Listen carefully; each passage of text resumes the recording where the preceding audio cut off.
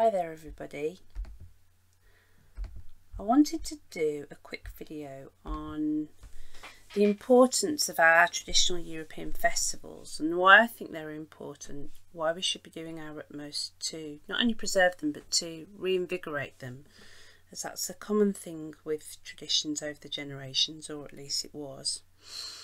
So here goes. One of the reasons I believe that our traditional festivals are so important is because they present us with a virtually unbroken, albeit distorted in many ways. I'm not disputing the damage that have been done and the layers of distortion that operate over our festivals in our current time, but basically these dates stream all the way back to some of our earliest ancestors.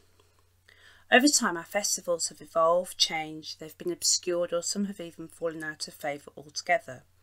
Christianity is a good tool to help us decipher the true origins of most of our festivals, as across all the Christian traditions of Europe, from the Orthodox, Catholic and Protestant, there are common threads that run through each festival, which give us an indication of its pre-Christian meaning. For example, the decoration of eggs at Easter, which although very well preserved in Eastern Europe, for example, has also occurred in other countries too, such as the Pace egg tradition of Lancashire, England. As I said in my last video, the uses of ashes to mark the beginning of Lent is based upon a much older Norse traditional custom. So it's always worth, Christianity can give us a lot of information unwittingly about the origin and the meaning of these traditional festivals. Now, often the old festivals mark important changes in the year and the land. Now, personally, I believe it's a much more holistic way of looking at things through that kind of lens of these old festivals, as many of our ancestors would have lived lives a lot closer to the land than we do today in our technological and transient world. Back then, travel was less common. People lived in the same place for generations. In Britain, for example, it's only with the advent of the Industrial Revolution that this kind of transient lifestyle has become more common, and in other European countries it's even more recent than that. We have a much shallower understanding of time than our ancestors did. Our ancestors who built complicated megalithic monuments across our continent. It is thought that these monuments track the passage of the moon and stars, yet even today we still barely understand these monuments and their purpose. Our ancestors knew that time moved in cycles, which was incorporated into the way their monuments were constructed. Often these monuments tracked cycles that some of them I really believe that we haven't even uncovered yet. Now, it's often said in pagan circles that time moves in a circle, and this knowledge is embedded in many of our different variants of sun wheels that we have in Europe.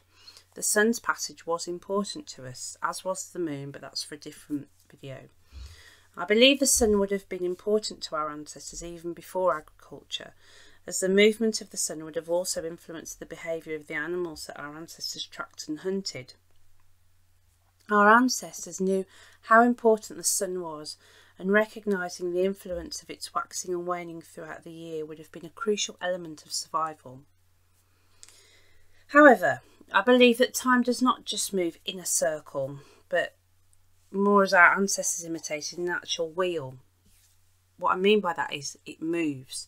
It does not and cannot move over the precise same area twice as a circle intimates. It can, however, come close when it's moving, which is why the old adage history does not repeat but rhymes is appropriate. Celebrating our old festivals keeps us in this stream of time. It keeps us in track with our ancestors. It opens up our collective story of not just us who are European and existing right now, but those that went before us, those that come after us, and those of us that are yet to be. It puts us in touch with our family across time, of all that has been fought and endured, of all that has been celebrated and revered, and the losses and victories to come. To neglect our festivals is to neglect our ancestors, our history, our descendants, and our connection to the land and knowing the path of the sun.